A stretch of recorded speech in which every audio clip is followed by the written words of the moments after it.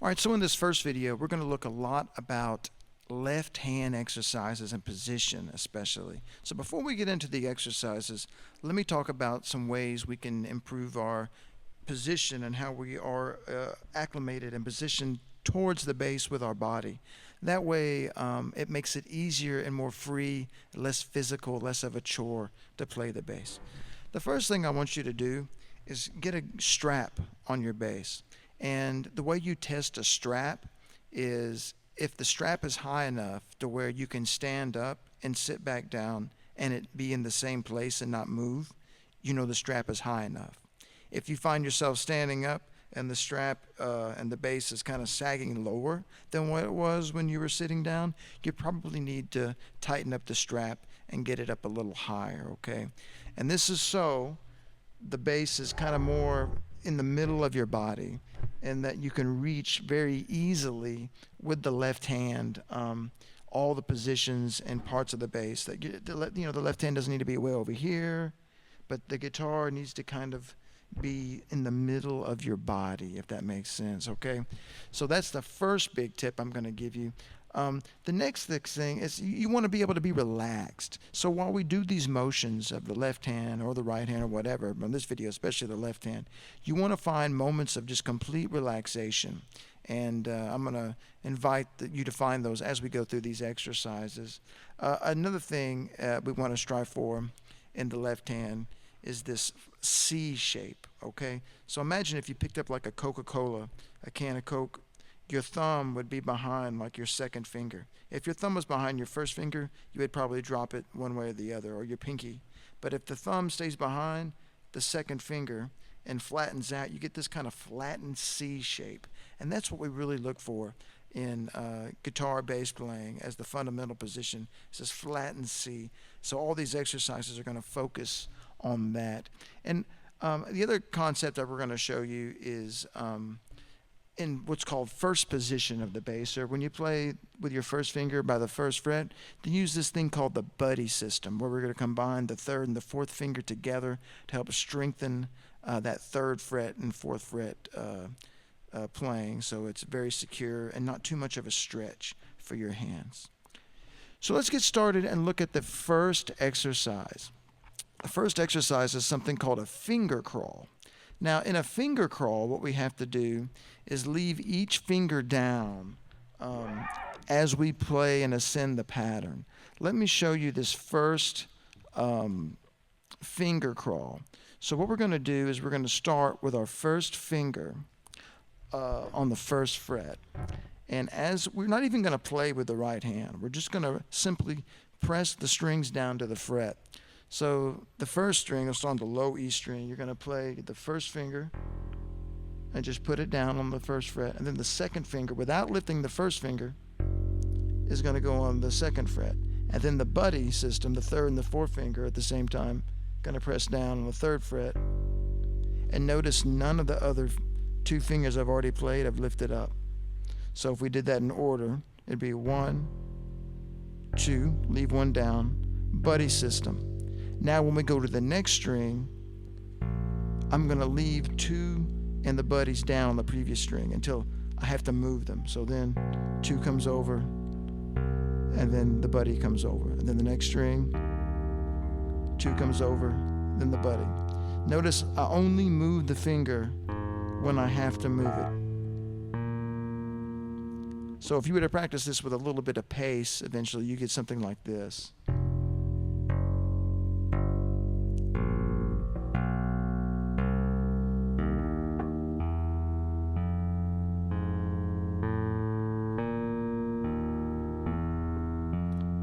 You can hear those other strings ringing.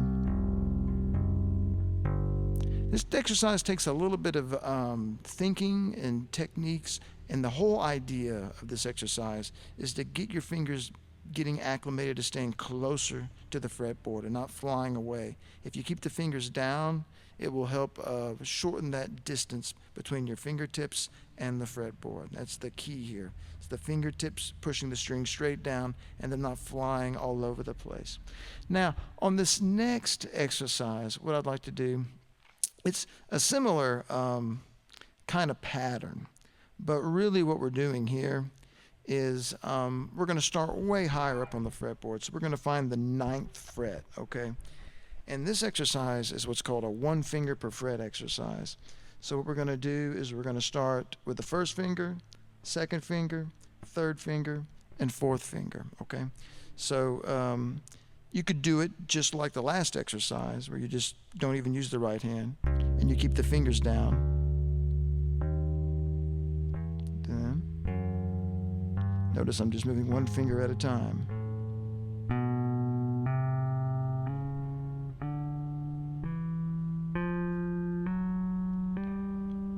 Well, that's a good way to start to practice it. But once you're feeling pretty good about being able to control the distance and not letting your fingers just fly off of the fretboard, you may try to coordinate with the right hand and play these notes. So it would be something like this.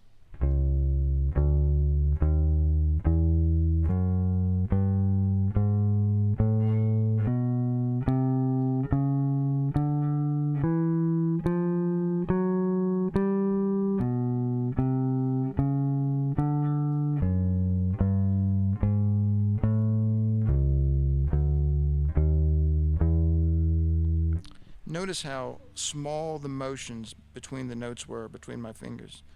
One of the things this allows me to do is to play the notes very connected. This is so important when you play the bass.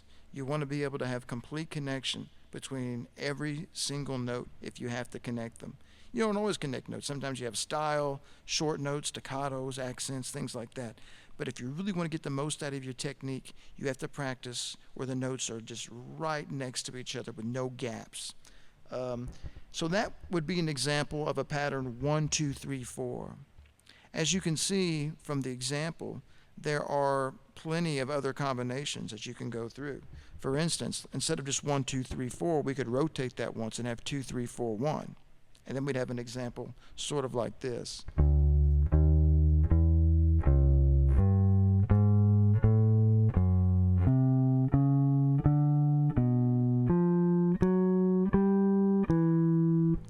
And so it's good to, in this position, be able to go ahead and explore all these patterns. And as you find, each one of these have little problems or things you have to work on that you're going to have technical deficits with.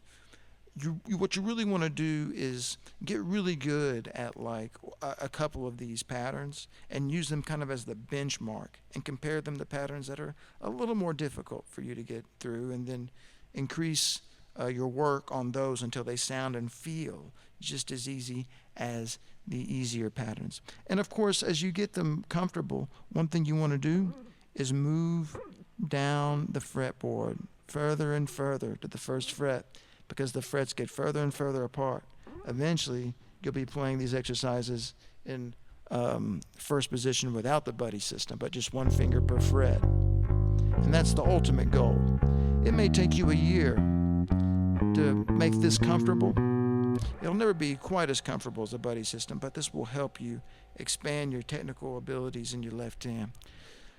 So the next exercise is going to focus on something called finger independence, and it's the most simple exercise for this. So we have these 4 fingers in our left hand, and one of the biggest driving factors that we have to work on in our technique is the independent motion of the left hand fingers.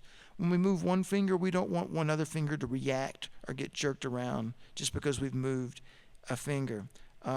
And you'll find that this is especially hard to do with the third and fourth finger, as their bottom tendon, the one that's the joint that connects the tip of the finger to the rest of the finger, those two joints are operated by the same tendons.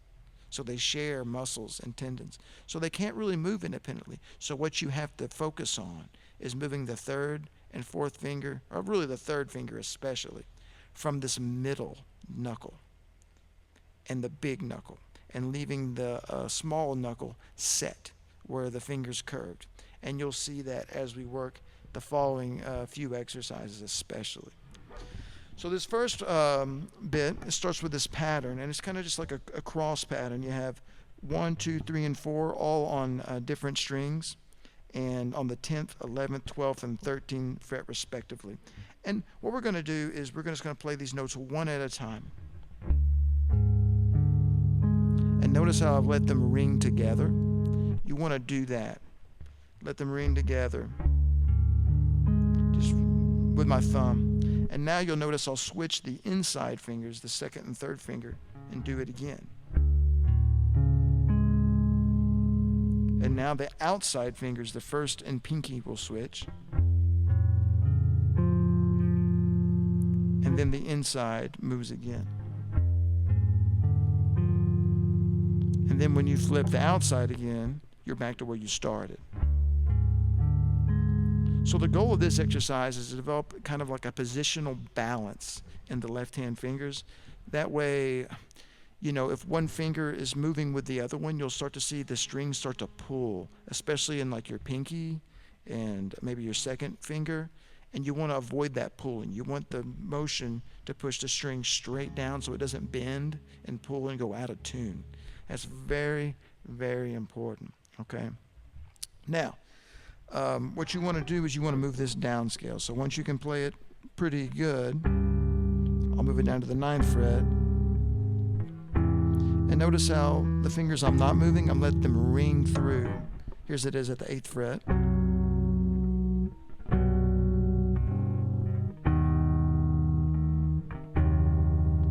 And there, when I hit them all at the same time, I'm just using my thumb, first, second, and third finger on my right hand to play each 4 of those strings, low to high, respectively, thumb, index, middle, and the third finger, the ring finger there. And try to work this pattern as far up as you can. When it gets a little bit uncomfortable, kind of stretch out, stretch your hands, stretch your shoulder, your back, stand up, take a little walk, come back and get back to it. Eventually you'll get all the way down to the first position in the first fret and have good control and freedom. A little tip for that reaching is be sure to keep the thumb behind the neck. You know, keep it closer to like the edge of the neck that's closer to the floor as opposed to the edge of the neck that's closer to the ceiling. That will help you be able to reach and get more leverage with your fingers, okay? Now the next exercise starts in the same position that the previous exercise started, but we're going to work the reach of each individual finger. So we start in the same spot on the 10th fret, and now what we're going to do is move the first finger down a fret. So we have a gap now between the first and second finger. And then the second finger is going to move down a fret, so we have a gap between second and third. And now the third finger is going to move down. This one's the tough one. So we have a gap between 3 and 4. And then finally the pinky follows. And now we're where we started, but a fret lower. And you can just literally crawl this pattern down the fretboard. And you want to take it easy with this. You want to go really slow, and you really want to try to find the distance in the fingers like this, as opposed to like reaching with the fingers, but try to make the space, you know, this direction in the fingers to really get the technique where it needs to go. Okay, the next example, we're going to talk about hammer-ons. So a hammer-on is just when you, after you've plucked a note, you play the next note just with the left hand when the note is a higher fret. So this next exercise looks like this.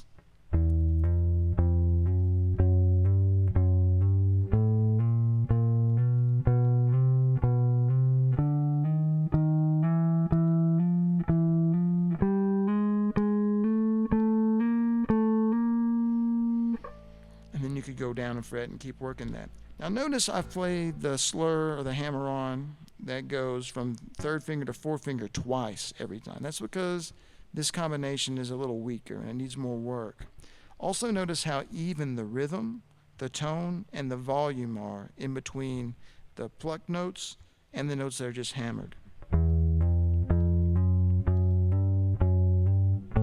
Sometimes you have to work a little harder on the hammer-on note to get it to sound just as strong as the pluck note.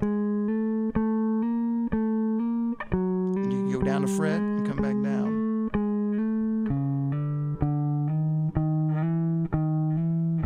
And you just want to keep working this down the fretboard until it's very even in the rhythm volume of the hammer-ons and the plucked notes. Now we can do a similar exercise, except of hammering on with the string. We can do what's called a pull-off. Now, most players do pull-offs wrong. They just simply lift the finger off the string, but that's not going to give you a strong enough of a sound to keep it even with the plucked notes. So what you really have to kind of focus on doing is almost plucking the string with the higher finger. Watch this as I play this next example.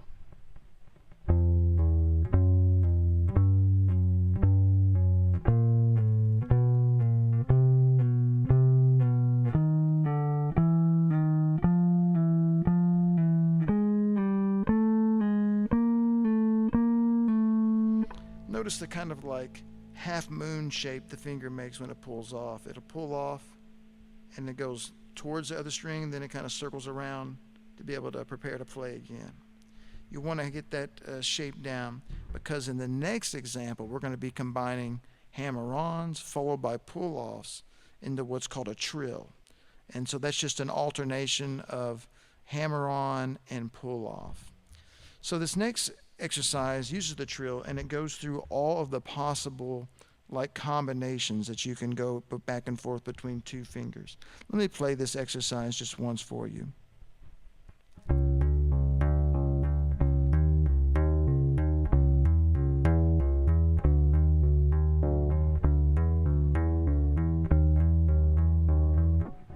So I notice what we did there is I started with 1 and 2, then I went to 1 and 3, 1 and 4. Then I started on 2, 2 and 3, 2 and 4, and then finally 3 and 4. And that kind of exhausts all the combinations between every 2 digits on your left hand. Now notice the accents in this example. Accents are meant to bring notes out, to be louder than the notes around them. And so notice the first note of every pattern is plucked, and then the fourth note of when you do the hammer-on, that's also accented. That's going to help the evenness of the exercise. Listen for that accent as I play this exercise one more time.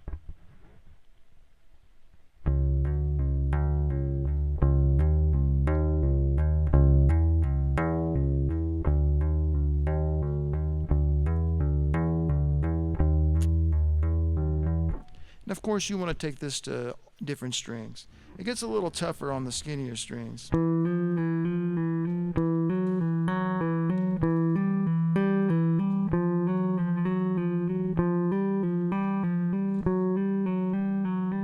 Really hard to accent that pinky hammer on there at the end. So really work on that diligently, and it will really strengthen the left hand technique.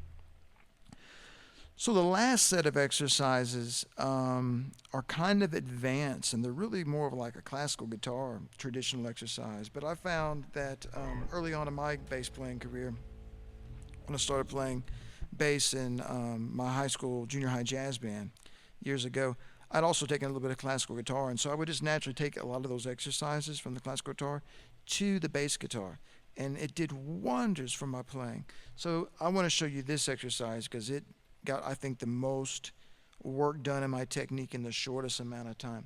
These exercises are called trills with held notes. So basically, we've got two things going on at the same time on two different strings. So if you look at this first example, you'll notice there's a trill between 1 and 2, and a changing note every half note on the string above it.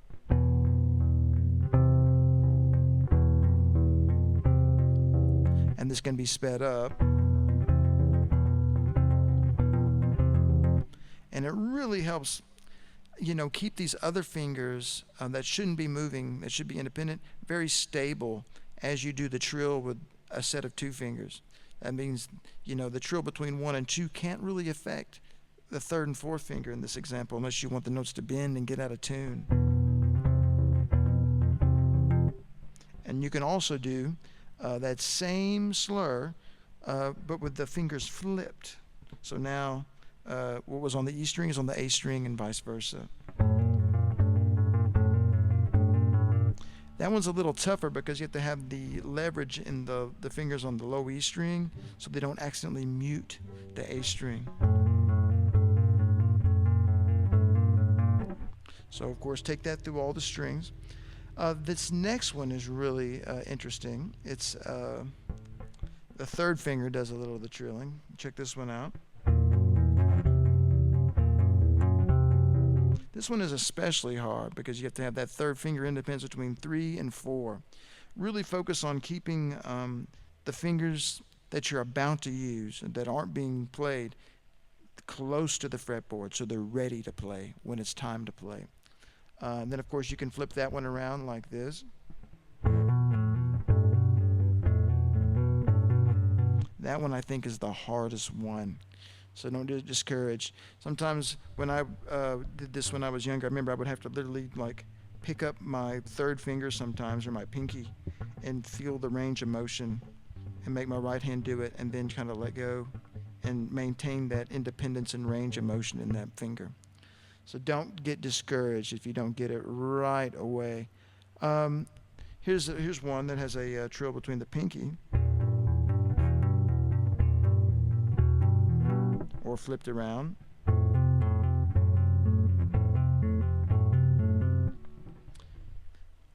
And another that has kind of where we started earlier, but the trill now is between the third and the fourth finger. That's really good for developing the pinky independence. And here it is flipped around. Notice I'm just playing these notes like one with a thumb and one with a finger. Very easy in the right hand. And then here's another one. Now we have the trill between 2 and 4. This is a familiar one.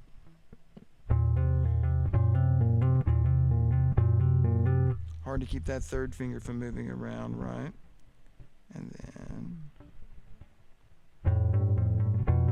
flipped around. And really work these for kind of like endurance and cleanliness once you get them clean. And then finally, we have a trill between the first and the pinky.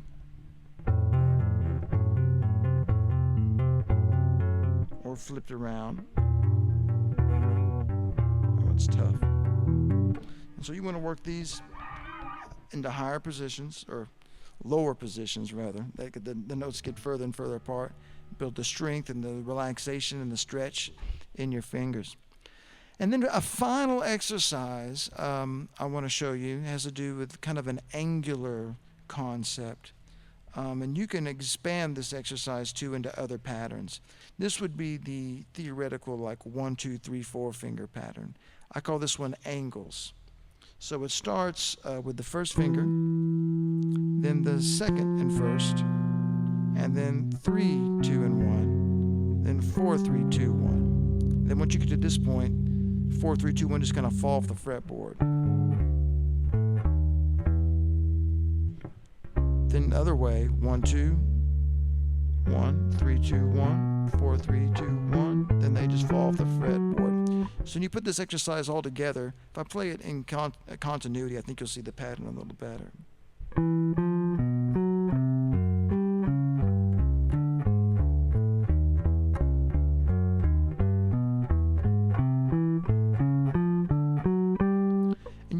Want to hear just one note at a time as you practice this exercise. Don't let the notes ring together.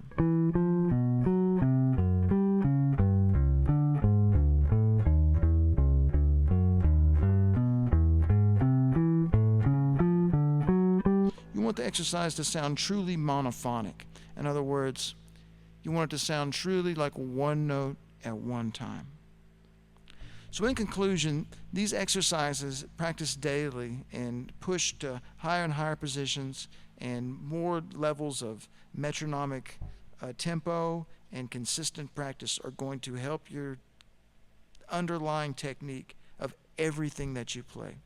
I can't stress this enough. It doesn't matter if you're a beginner or an advanced player. You'll never be able to play better than your available technique. And these exercises cut right at the heart of the matter of your left-hand technique for the electric bass and will give you the skills you need to succeed and play anything that you can imagine.